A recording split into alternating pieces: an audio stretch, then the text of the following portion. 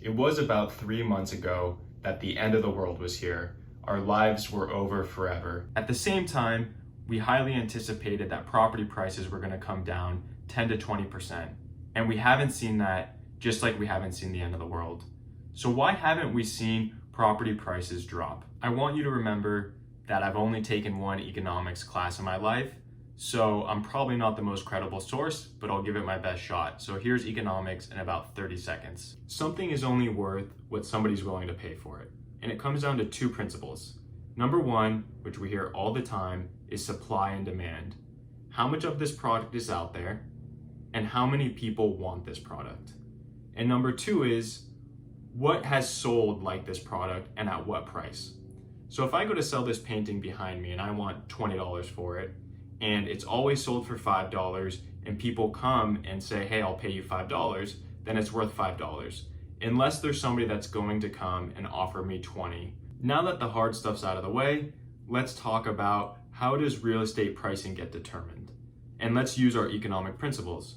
So if we look at supply, it's all a matter of the seller's expectations. The sellers are the supply, they're the ones looking to sell their properties.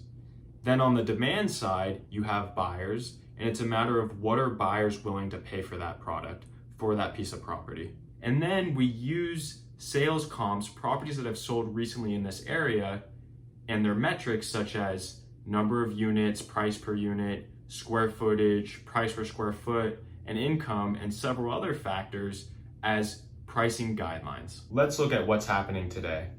You have buyers that are either out of the market or have dropped their pricing.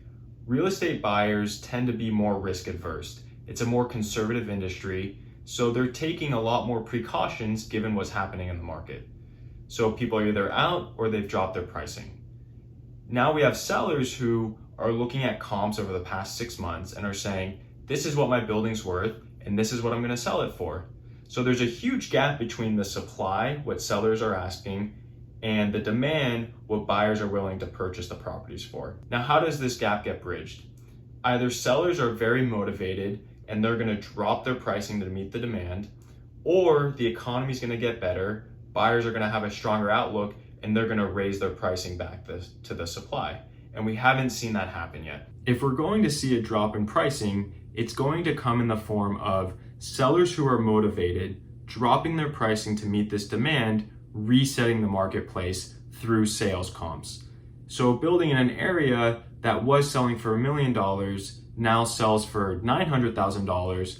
That is going to change the pricing expectation through its metrics of future owners who want to sell. But for now, we don't have enough motivated sellers that are dropping their pricing to meet the new demand. They are willing to wait it out, see what happens in the economy, and hope that buyers are going to get back to their pricing that they were at 4 to 6 months ago.